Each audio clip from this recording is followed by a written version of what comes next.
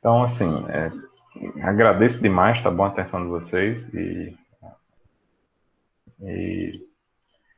e a nossa aula 13, né, que vai tratar do estudo das grelhas, ela começa com uma pergunta bem interessante, tá? Que é para vocês, é basicamente o que são as grelhas, tá? Eu até ilustro com essa, que troço é esse de grelha, tá? Então, é a primeira pergunta que eu faço assim a vocês. Porque é algo novo, tá? No sentido de, não, viga, eu já ouvi falar de viga. Pilar, eu já ouvi falar de pilar. Pórtico até que eu já vi, de alguma forma. Treliça nem se fala, eu já vi várias vezes. Mas grelha, ela acaba sendo algo diferente, tá? Então, essa pergunta vem sempre a calhar, tá? Que troço é esse de grelha?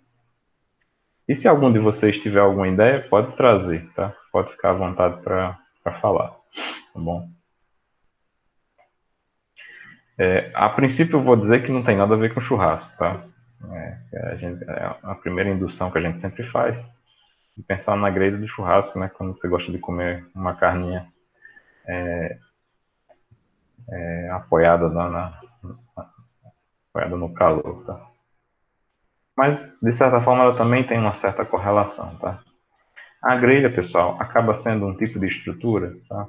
Muito comum nas edificações e elas apresentam as seguintes características, tá? É uma estrutura plana, tá? Nada diferente do que a gente vem trabalhando, mas percebam que a gente está na unidade tratando de estruturas espaciais, tá? Poxa, é uma estrutura plana, mas quando eu falo plana, a gente pensa na geometria da estrutura, ou seja, a geometria dessa estrutura é plana, ou seja, ela atende a um determinado plano. Esse plano, em geral, é um plano horizontal, tá? Não sei se vocês observam aqui esse pequeno desenho. Existe um plano horizontal, bem definido, tá? Que é o que está ocupando os espaços, ou que os espaços que formam a estrutura acabam ocupando esse plano alfa, vamos assim dizer. Tá? Uma espécie de plano terra, vamos assim dizer. Outra característica interessante em relação às grelhas é que as cargas elas não atuam segundo esse plano, ok? Então, dado um plano, tem um plano alfa qualquer aqui, as cargas não atuam nesse plano. Na verdade, essas cargas atuam perpendicularmente a esse plano. Tá? Então, se essas cargas atuam perpendicularmente a esse plano, a gente já percebe claramente que uma das definições que a gente colocou para definir uma estrutura plana deixa de ser atendida. Lembre que quando a gente tratou de estruturas planas, a gente dizia o seguinte: é uma estrutura plana se a geometria e os carregamentos estiverem contidos no plano. Nesse caso aqui, a gente tem a geometria contida num plano, mas o carregamento fora do plano. Então, essa é uma estrutura espacial. E é a primeira estrutura espacial que a gente estuda. Tá? E a razão da gente estar tendo essa aula hoje é por causa disso. Mas por quê, né? E qual a vantagem de estudar essa estrutura, tá? Ela tem uma vantagem muito clara, porque é o seguinte: dado que as forças assumem direções normais ao plano, e são sempre normais ao plano, eu posso dizer que todas essas forças são paralelas entre si. Tá? Então, vamos trazer um pouquinho para trás e pensar. Né? Se elas. Vamos dar uma ilustraçãozinha aqui. Se elas são perpendiculares ao plano que contém a geometria, vamos supor que esse plano alfa aqui, por exemplo, ele seja um plano que está segundo as direções x e y. Pode ser, tá? Daqui a pouco a gente vai ver qual que a gente usa, mas aqui eu vou usar a princípio x e y, como sendo esse plano alfa. Na verdade, os eixos que poderiam definir o par de eixos que formariam um plano alfa, um plano do chão, vamos assim dizer. E essas forças são normais ao plano, então essas forças vão assumir naturalmente a direção de z, nesse caso, tá? Nessa ilustraçãozinha. Deu para entender essa ilustração? Não querem que eu faça um desenho um pouquinho menos ruim? Tá? Deixa eu fazer um desenho um pouquinho menos ruim, tá? E aqui tem um pouquinho mais de qualidade, tá? Então vamos lá. Melhorando. Não vai mudar muito, não, mas vamos lá. Dado um plano alfa, que é o chão, tá? Da gente. Eu vou assumir aqui agora direções. Vou fazer uma pequena alteração, tá? A gente vai já entender por quê. Que é a direção X. Aqui é a direção Y. E seria a nossa Z-, tá, pessoal? Eu Z positivo, mas meio que seria para lá, tá? Então esse é o nosso plano. Perceba que esse plano alfa, ele está é o plano do chão, né? E eu botei o Z- só por questão de desenho, tá? Na verdade, se você fizer x vetorial y, o z estaria com esse sentido aqui, o z+, tá? O z+ está com esse sentido aqui. Se é para desenhar melhor, né, professor? O z+. Então, ó, as cargas que atuam sobre o plano, elas formam um ângulo de 90 graus com o plano, tá? Elas são perpendiculares ao plano, todas elas, por definição, dessa grelha, ou pelo menos desse tipo de grelha que a gente está estudando. Se eles são normais ao plano, eu já tenho como entender que, a priori, todas essas cargas vão ter componentes somente segundo a direção y. Percebem isso? Se elas têm componentes somente sobre a direção y, então eu posso dizer que, para esse tipo de estrutura, aquelas equações de equilíbrio somatório de força em x e somatório de força em z, elas são atendidas a priori. Tá? Elas são atendidas a priori. Tá?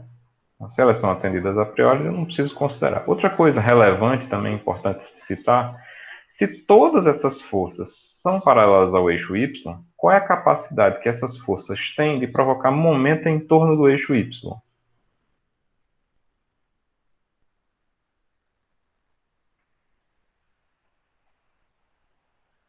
Elas não têm capacidade.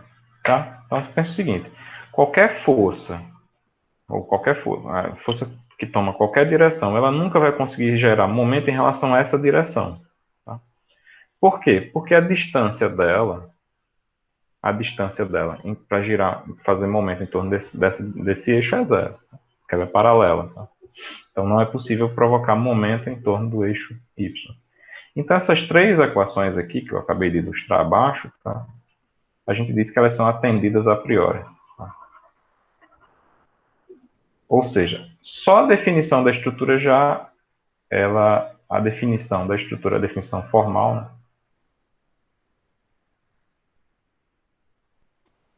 Já garante que elas sejam atendidas. Tá?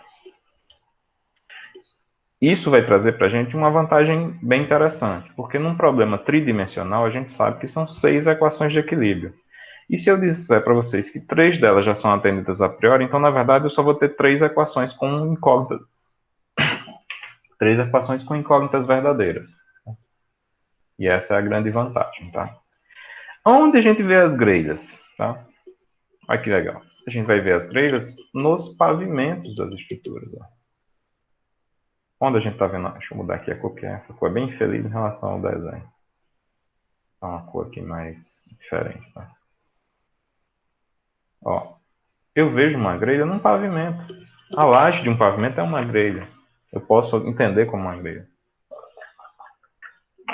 O conjunto de vigas que formam um pavimento é uma grelha.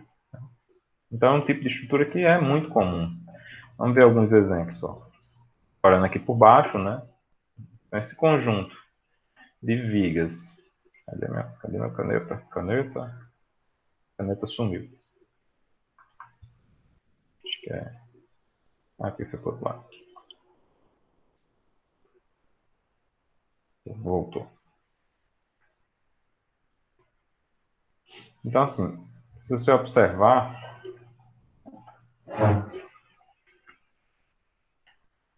Ah, tá aqui, que tá bem discreto. Se você observar esse conjunto de pilares, né, pilares e vigas, pilares que estão dando suporte às vigas, e essas vigas que formam o pavimento, elas formam o que a gente chama de grelha. Por isso que tem, quando eu falei, não tem a ver com churrasco, mas tem, né? A gente acaba percebendo que as grelhas têm esse formato de intertravamento lateral, tá?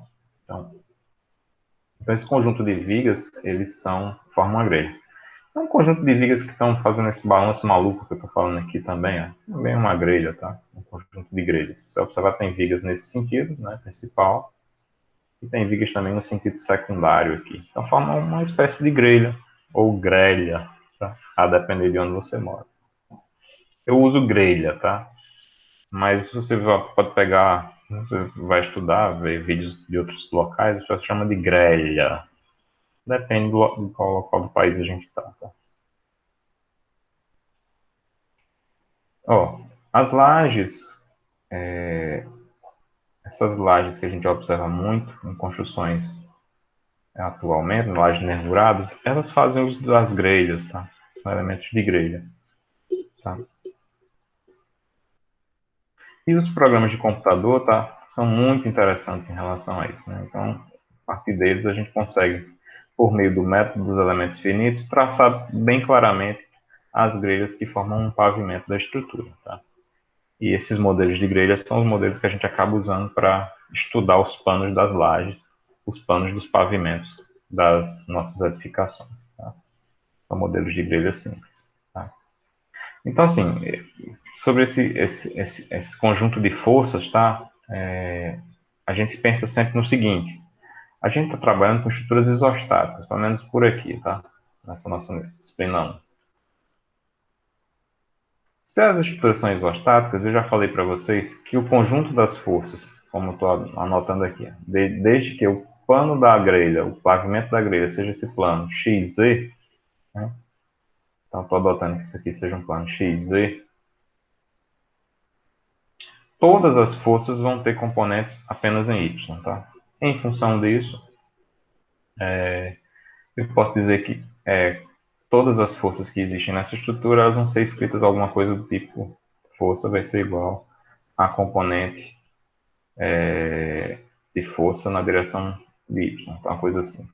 FY, JY. J, né? Vetor unitário. Então, a parte dessas forças que sejam na direção de X e na direção de Z são nulas. Tá? Se são nulas, aquelas duas equações, somatório de força, que é para todas, tá? Para todas as forças de um pavimento. Então, a somatória das forças na direção X e a somatória das forças na direção Z é igual a zero. Tá? Se isso acontece, a gente diz que essa equação é atendida a priori. Tá? Logo, eu não consigo determinar nenhuma incógnita a partir dessas equações. É como se eu dissesse assim, essas equações eu desprezo. Eu sei que elas já são atendidas. Mas como assim, professor? Elas são atendidas porque elas já são definição do problema. Tá? Então vamos lá, definir o que seria uma grelha. É uma estrutura plana, tá? Onde as cargas atuam sempre normais a esse plano. Cargas do tipo força. Tá? Se essas forças assumem sempre essa direção de y, então eu também garanto que ela não gera momento em torno do eixo y. Tá? Ela não gera momento em torno do eixo y. Então, quais são as equações que valem de verdade nessa estrutura?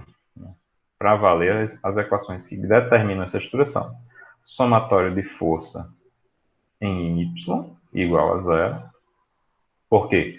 O conjunto de forças que tem componente em y tem que garantir a estabilidade da estrutura. Somatório de momento em torno de x igual a zero e somatório de momento em torno de z igual a zero. Então, essas são as três equações de equilíbrio da estática de um problema de grelha, desde que, obviamente, eu esteja falando de uma grelha cuja direção do seu plano de definição, né, seja a direção XZ. Eu poderia ter uma grelha em XY, ou poderia ter uma grelha em XZ. Por isso que quando eu fiz aquele primeiro desenho, vamos mudar aqui. Eu peguei e levei lá para outra ilustração, para a gente trabalhar com X e Z. É obrigatório trabalhar com X? Não, não é obrigatório não, tá, pessoal? Aqui é só para criar uma sequência formal no estudo. Quando a gente está estudando estrutura plana, eu trabalhava com X e Y.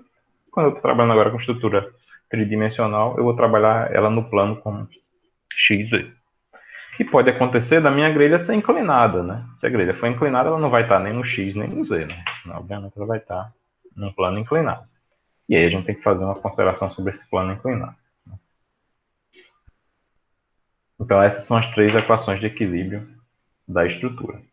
Isso posto, eu perguntaria a vocês, e fiquem à vontade de responder. Se eu tenho três equações de equilíbrio, quantas podem ser as incógnitas para eu resolver esse problema, desde que o problema seja isostático, tá? Só para deixar clara essa condição inicial.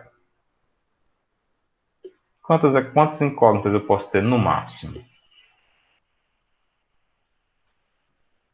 para ser isostático? Eu posso ter no máximo, né, pessoal? 3 incógnitas. Obrigado, Daniel. 3 incógnitas. Então, essa é a razão de que uma viga, aliás, uma grelha isostática, a mais simples delas, ela não, acaba não sendo a mais simples, mas eu vou colocar assim como se fosse. Daqui a pouco eu vou dizer qual é a mais simples. Mas a grelha mais simples isostática, ela é a que a gente chama de grelha triapoiada. Tá? Não é gaúcha, não, é grelha triapoiada. Tá? Falando em churrasco, lembra do gaúcho? Então, tri. Porque os três apoios vão ser justamente três reações. Esses apoios são apoios simples. Logo, eles só vão gerar reações do tipo força. E, consequentemente, eles são os apoios que são, o número de apoios que são suficientes para que a estrutura seja isostática. Tá? Então, 3 incógnitas implica que eu posso ter até 3 reações de apoio. Tá? Ah, professor, mas você disse que essa não é a mais simples. Existe uma mais simples? Existe. Qual? A grelha engastada. Então, do jeito que existe uma viga engastada, eu poderia pensar numa grelha engastada. Tá? E se essa grelha é engastada, eu entendo que ela só tem um suporte, um ponto de suporte. Né? E nesse ponto de suporte, ele é um engaste, vamos dizer assim, tridimensional do tipo grelha. É um tipo de grelha. Tá? Lembrem que no caso plano, o engaste gera para a gente duas reações do tipo força e uma reação do tipo momento. No caso da grelha engastada, que eu acho que eu tenho mais para frente, né? Acaba sobrepondo. Mas uma grelha engastada seria uma coisa desse tipo aqui, ó. Tem um engaste aqui representado. E a estrutura está assim, ó. Está no espaço, está no plano, tá? Ela está saindo do XY, tá? Então, quais são as reações de apoio que teria nessa grelha? Obviamente, uma reação do tipo força, tá? Para evitar que a estrutura translade verticalmente, tá? Lembrando que as forças atuantes são sempre forças na direção de Y, mas eu teria que ter duas reações de momento. Uma reação de momento neste sentido, para evitar que a estrutura gire em torno do eixo X, ok? E em torno do eixo Z, perdão, e também uma reação de momento com esse outro sentido, tá? Ou seja, no sentido de rotação em relação a X, que evita que a estrutura gire em torno do eixo X, tá? Não são momentos que se somam e subtraem, não. São em planos diferentes. Tá? Um está assim e outro está assim. São desencontrados. Tá? Se eu fosse representar com vetores de seta dupla, talvez fique mais conveniente, que é o que eu vou usar daqui em diante. Tá? Deixa eu só trocar a cor aqui. Eles ficariam assim. Ó. Esse aqui ficaria alguma coisa do tipo aqui. Tá? Esse se equivale a esse. E esse outro aqui se equivale a esse aqui. São, vamos dizer assim, reações de apoio do tipo momento. Tá? Um momento segundo x e outro momento segundo y. Ou sobre segundo z. Não existe momento segundo y nesse caso. Tá? Então, essas equações de equilíbrio e essa condição que é atendida a priori, conforme é dito, gera para a gente essa simplificação no problema. Tá? Que simplificação é essa? Trabalhar apenas com 3 equações de equilíbrio. Tá? Quanto à classificação das estruturas de tipo grelha, né, elas vão ser classificadas basicamente em 3 tipos, três tipos segundo a sua estaticidade. Tá? Elas podem ser estruturas hipostáticas, podem ser estruturas isostáticas e podem ser estruturas hiperestáticas. Tá? Então, aí eu estou ilustrando com pelo menos uma de cada. Né? Então, se você observar bem, ó, essa aqui é uma estrutura hipostática. Por quê?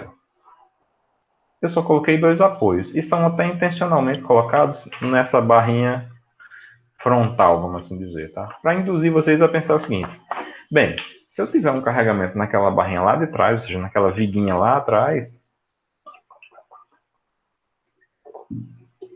as reações de apoio que eu tenho aqui nada podem fazer para evitar que essa estrutura rotacione em torno desse eixo aqui, né? Tá? Por isso que ela é dita hipostática, ou seja, ela não tem estabilidade completa, ela tem estabilidade dependente. Tipo assim, se eu disser para você, olha, essa força aqui é zero, F é zero, aí eu vou dizer para você, beleza, essa estrutura vai funcionar. Só que se essa estrutura funciona para essa força igual a zero, suponha que uma mosca, eu gosto de brincar com a mosca, porque tem um professor meu da de São Carlos que usa essa piada, tá? Espero que ele não veja esse vídeo, senão vai ficar com raiva de mim. Mas ele diz assim, olha, a gente está calculando a estrutura aqui não linear e tal, tal. E a mosquinha vem lá e pousou, a estrutura entrou em rotação. Então, a coisa que aconteceu era isso. Uma estrutura hipostática é aquela que tem um equilíbrio não seguro, porque qualquer coisa que acontece fora daquele que ela está planejada, ela vai entrar em mecanismo, tá? E aí coisas que a gente não... são estruturas que a gente não se interessa, pelo menos não na civil, tá? Os mecanismos são coisas que a gente... Os engenheiros mecânicos trabalham muito mais do que eles precisam, né? As máquinas,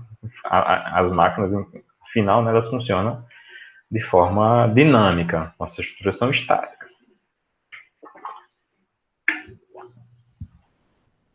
Então, essa é uma estrutura hipostática. Por quê? Porque ela não tem vinculação suficiente. Quando uma grelha vai ser hipostática? Primeiro, se ela só tiver dois apoios simples, ela já é hipostática por natureza, né? Mas se ela tivesse três apoios, existe a possibilidade desses três apoios serem colineares. Então, se esses três apoios forem colineares, imagine que esse aqui não existisse. Apaguei ele, tá? Apagar de verdade. Estou aqui a brincar. Imagine que esse apoio aí não existisse, ou pelo menos... Eu vou apagar ele aqui. Apaguei. Aí eu invento de colocar um apoio ali, ó. Usar até a mesma cor do apoio, que acho que é azul, né? Azulzinho assim. Esse é azulzinho mais ou menos. Coloquei um apoio aqui, ó. Pá. Aí eu diz assim, ó, vamos deixar essa estrutura aqui de jeito diferente. Aí botou outro apoio aqui, ó. Pá. Mas esses três apoios são colineares, ou seja, você tem uma linha que passa os três, que dá suporte aos três. Vai cair no mesmo problema hipostático, porque assim, se vem a mosca desavisada e aplica uma carga fora dessa linha de ação, a estrutura vai ficar hipostática. Então, não basta, não é só porque tem dois apoios, ela pode ter três, e se eles forem colineares na estrutura, ela também vai ser hipostática, teoricamente. As Existem as estruturas isostáticas, ou seja, as grelhas isostáticas, e aí eu trago o exemplo da mais simples de todas, que seria uma grelha engastada e livre, tá? Ela está engastada aqui nesse ponto, tá? Está engastada aqui nesse ponto e livre nos demais, tá? Para ela não ser uma viga engastada, aí eu fiz essas curvinhas aí que vocês estão observando, né? É uma viga daqui até aqui, ela pega entre uma curva para cá e entre uma curva para lá, tá? Se eu só fizesse essa primeira quina, ela já seria uma grelha, tá? Só para deixar claro, seria a grelha mais simples possível, uma grelha de duas barras. Mas eu fiz a terceira só para a gente desenhar e ilustrar. E o último tipo de grelha, que esses são os mais comuns, ou seja, a maior parte das grelhas que a gente vai ter nas nossas estruturas trabalhando, elas são grelhas hiperestáticas, porque você não tem estruturas com três apoios. E tem, a gente vai estudar, né, a teoria em cima disso, mas as estruturas em geral vão ter pelo menos quatro apoios. Naquela ilustraçãozinha que eu coloquei aqui logo antes, ó, ela é uma estrutura engastada, ela é quadriapoiada, né? Ela não é triapoiada. Então, por ser quadriapoiada, um, dois, três, quatro apoios, ou seja, quatro pilares que dão suporte às vigas, ela já seria, por natureza, hiperestática. Tá? Então, essas estruturas hiperestáticas são aquelas que têm um número de vinculação excedente em relação ao mínimo. Tá? Então, tem essa ilustração aqui. Um, dois, três, seis apoios. Tá? Então, por ter seis apoios, ela naturalmente é uma estrutura hiperestática. Professor, eu posso ter seis apoios, ela seis hipostática? Pode, se os seis apoios forem colineares. Sempre que os apoios forem colineares entre si, todos, a estrutura vai ser hipostática. Tá?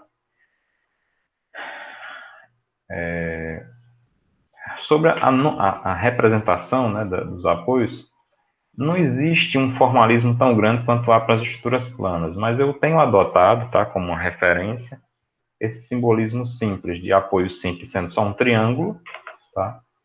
Então é um triângulozinho. Vocês observam que no caso das grelhas eu não faço aquele desenho aqui embaixo assim, nem faço o desenho assado, é só um triângulo mesmo, tá? Para representar que é um apoio, um pontinho de apoio, tá? Ou seja, só tem reação vertical. E acabou. Ó. E no caso dos engastes, eu represento, tá? A notação que eu gosto de usar é essa notação aqui, tá? Que é como se a barra tivesse enterrada num maciço, numa rocha. Aí representa o engaste, esse engaste espacial, tá? Que é um engaste diferente do engaste plano. O engaste plano, ele, como eu falei para vocês, gera duas forças e um momento. Esse aqui não, gera uma força e dois momentos, tá bom? Lá na mecânica geral, vocês devem ter estudado uns apoios que são parecidos com esse, tá?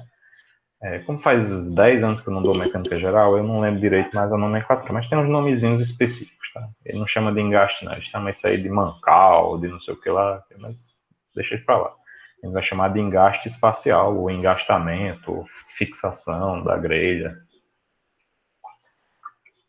Basta a gente entender que, nesse ponto, a estrutura não sofre nenhum tipo de movimento.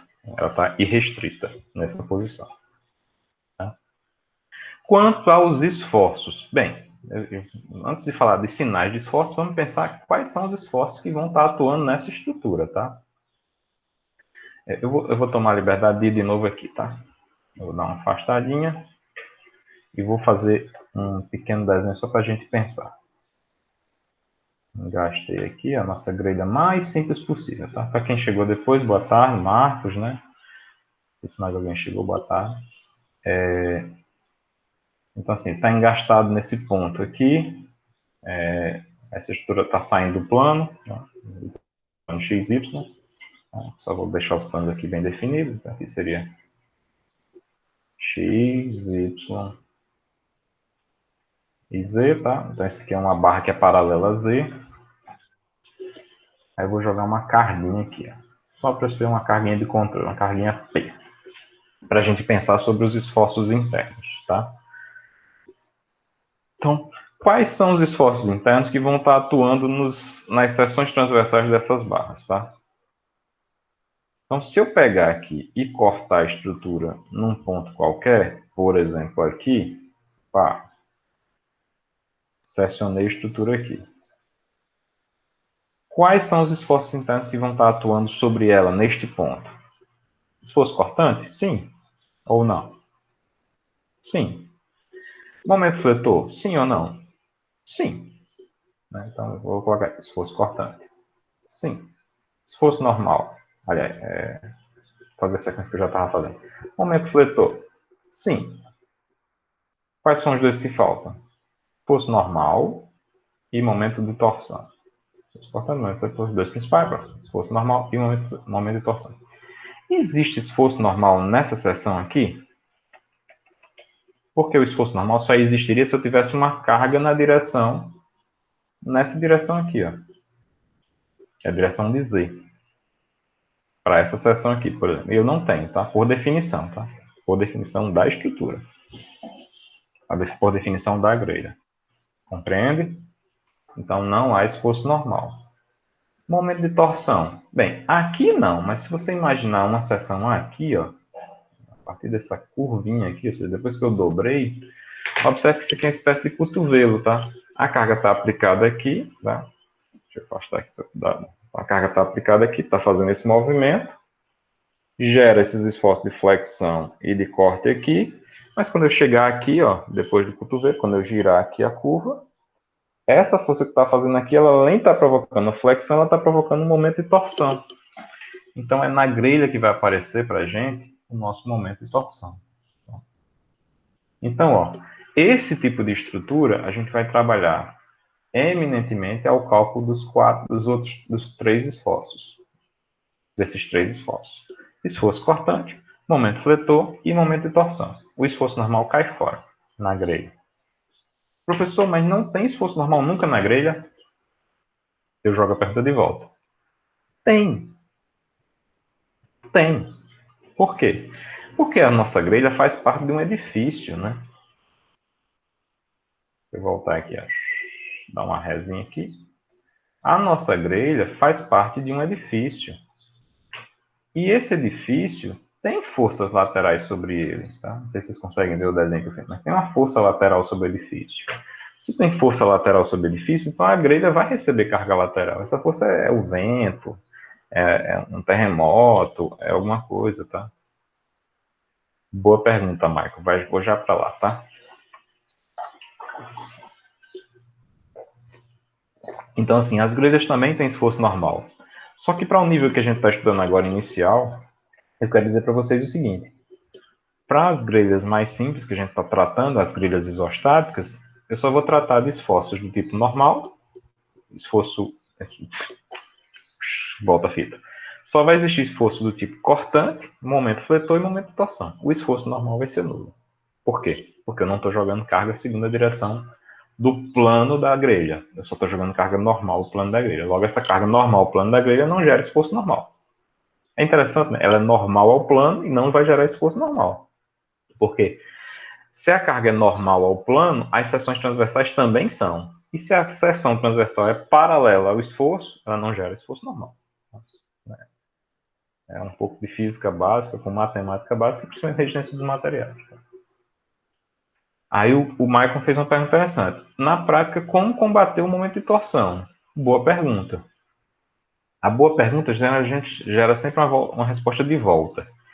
Como o momento de torção se comporta dentro das estruturas, ou seja, como ele se comporta em termos de tensões. Ele se distribui sobre a forma de tensão normal ou cisalhante. Tá? Então, se eu tomo um esforço de torção qualquer, aquele que está gerando ali, por exemplo, se eu for observar uma seção transversal específica, ela vai estar gerando esse esforço aqui, ó. Né? Esse rasgamento por cisalhamento. Ou seja, se é um tubo, né? É bem ilustrativo, que é isso aqui, né? É esse esforço aqui, ó. Que é o que faz desatarrachar, né? Faz torcer. Então, esse esforço que faz torcer pontualmente é um esforço do tipo cisalhante. É um cisalhamento. Se é um cisalhamento, quem combate o cisalhamento nas nossas estruturas de concreto, por exemplo, é a armadura de estribo. Então, o estribo ele tem a função de resistir a esse cisalhamento. Ele não é um cisalhamento igual ao do esforço cortante, porque ele é assim. O cisalhamento do cortante é assim. É um cisalhamento assim, ó. Cisalhamento de rasgamento, né? Não é de rasgamento, é de torção mesmo, né? Então, esse cisalhamento, ou seja, as seções tendem a deslizar em cima das outras, é combatida com a armadura de estribo. E além disso, tá? Complementar a armadura de estribo, existe uma armadura que a gente fala, que é uma armadura, agora eu vou esquecer o nome, porque faz tempo que eu não trato dela, mas é uma armadura que tem o mesmo sentido da armadura longitudinal, tá? É assim, ó. Você tomar a seção transversal de uma viga, a armadura longitudinal está passando assim, é de momento fletor, tá? A armadura de esforço cortante está passando assim, ela tem a forma da seção transversal. E existe uma armadura que passa aqui na lateral, que é chamada de armadura de pele. Essa armadura de pele ela resiste também à torção, juntamente com o estribo. Então é um conjunto. Estribo junto com essa armadura lateral, ela não é uma armadura de flexão, entenda que ela não é de flexão, ela não passa nos bordos superior e inferior, ela passa nos bordos laterais. Essa armadura ela resiste aos esforços também de cisalhamento, tá bom? Aí depois vocês revejam a aula que eu falo lá atrás tem uma aula que eu falo das armaduras. Aí uma das armaduras eu mostro. E quando vocês forem estudar concreto armado, o professor vai mostrar também um pouquinho mais de detalhe essas armaduras, tá bom? Mas a torção em tese, a gente combate com estribo e essa armadura que chama de costela, lembrei o nome. E as costelas. Sabia que ia lembrar, né? Eu sou velho, mas nem tanto.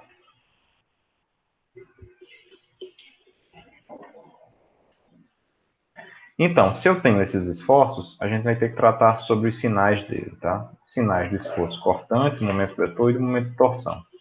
O momento fletor, pessoal, obedece o mesmo critério que a gente vinha falando desde o início. O momento fletor ele é positivo sempre que ele traciona as fibras inferiores. Tá? Então, sempre que ele tracionar as fibras inferiores, a gente diz que esse é um momento do tipo positivo. Tá? Por que disso, professor? Porque o momento positivo vai induzir para a gente a armadura positiva. E a armadura positiva para a gente vai estar passando no bordo inferior da peça.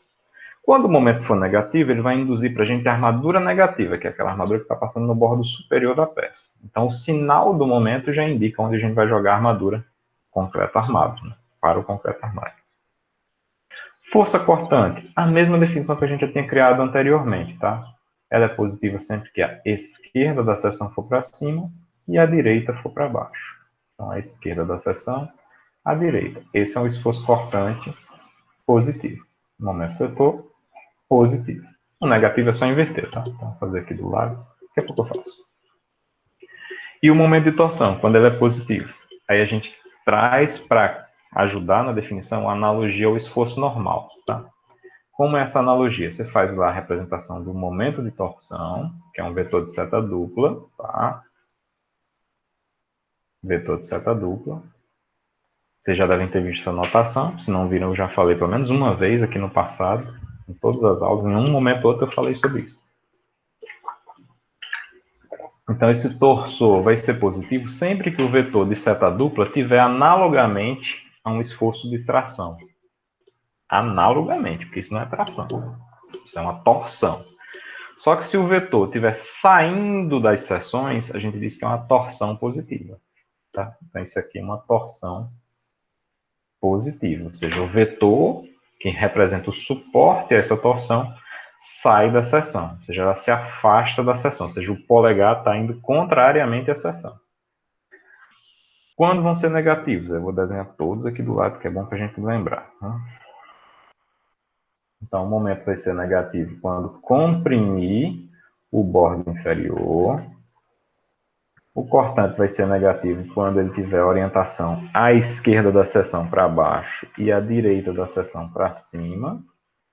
E o torsor vai ser positivo quando os vetores de seta duplas em relação às seções, seja à esquerda ou à direita, forem orientados na direção da seção. Tá? Aqui a seção, ou a esquerda ou a direita, tá? Lembre sempre disso, esquerda e direita, esquerda e direita. Se o vetor de seta dupla sai, positivo. Se o vetor de seta dupla chega, é negativo. Beleza, vamos lá. Obrigado, Marco. Vamos lá, aquela imagem engastada, tá? Essa daqui. Então, eu vou desenhar só o cortezinho lá. Cortei aqui nessa seção. Estou só aumentando esse bracinho só para a gente ver, tá? Essa força está para cá, ela vai gerar uma torção assim. Observe que ela gera uma torção assim.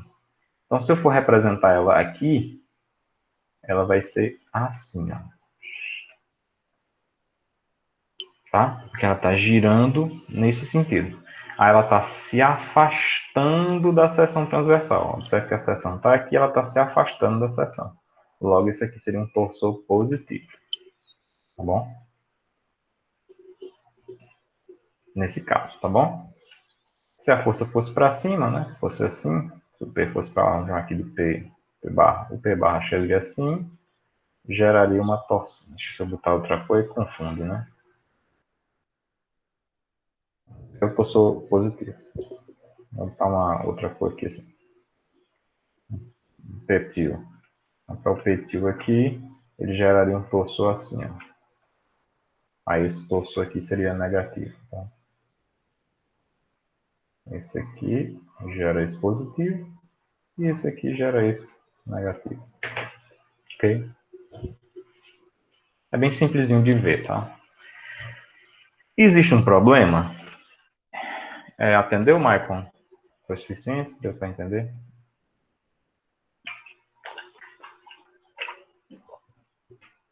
Existe um problema para o esforço cortante.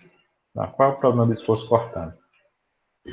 O esforço cortante é sempre definido dependendo dessa orientação, na esquerda e direita.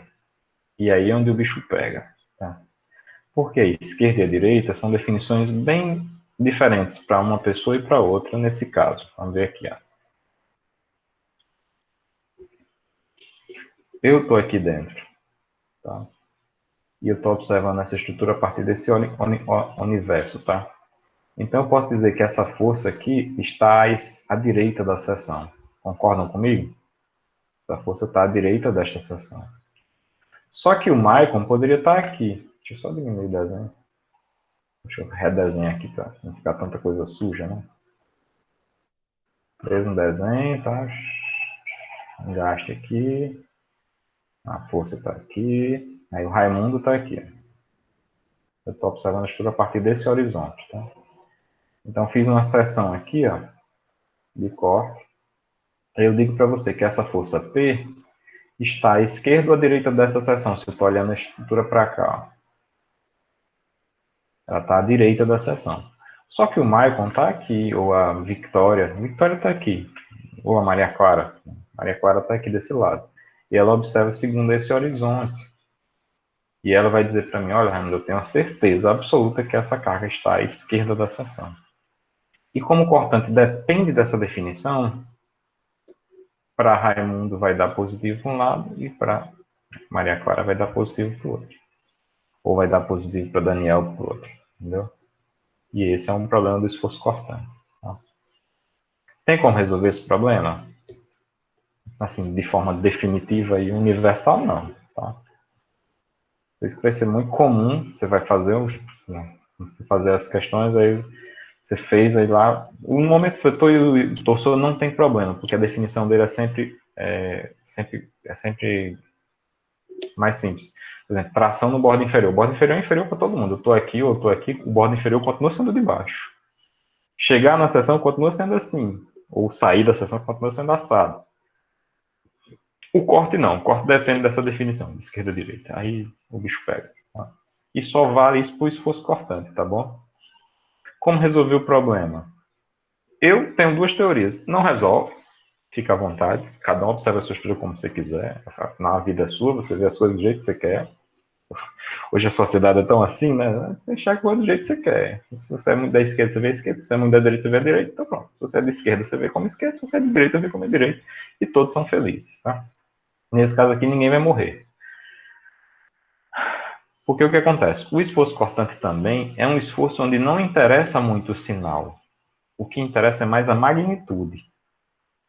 Você não vai mudar uma armadura por causa de um sinal do esforço cortante. Você vai mudar uma armadura por causa da magnitude, tá? Aí talvez a solução mais próxima, universal, assim, seria dizer assim, eu não vou traçar o diagrama do esforço cortante, eu vou traçar o diagrama do módulo do esforço cortante. Aí você resolveu o problema, tá bom? O que interessa é um módulo, então o módulo do esforço cortante é igual para quem está à esquerda ou quem está à direita, tá bom? Aí fica interessante assim. Só que esse módulo tem um pequeno probleminha, que é justamente quando você, vou trazer aqui para um caso que não é modular, mas que é esse caso aqui. Uma viga e tal, isso aqui é uma carga P, isso aqui, vamos dizer assim, que seja L sobre 2 aqui, L sobre 2 aqui. Aqui vai dar P sobre 2, dá P sobre 2. Tá? Aí se eu for traçar o diagrama de esforço cortante aqui dessa estrutura, em módulo ela vai ficar feio, isso aqui, para ajeitar. Diagrama de esforço cortante seria alguma coisa assim, ó, tá vendo? Positivo, negativo. Se eu faço em módulo, ela vai ficar assim, ó.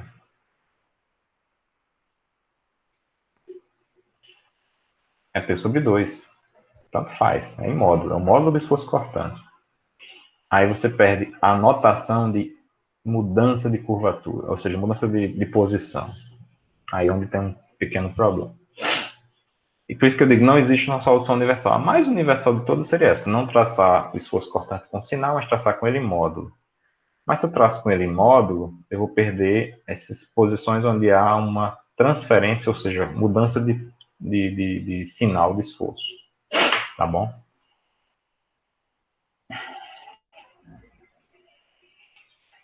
Me compreenderam mais ou menos? Então fica sendo mais ou menos assim. Olha como é legal a aula com vocês, ajuda bastante, fica bem mais dinâmico. Então, assim, para o Marcos chegou depois, não sei se mais a Maria Clara chegou depois, a gente está gravando aula que vai para o YouTube, tá? Eu vou fazer o seguinte, para ela não ficar muito extensa, esse exemplo a gente vai fazer, vai ficar fora da não, fora da gravação, tá? Eu vou parar a gravação agora e a gente vai continuar, tá? Mas vai ficar offline, o exercício.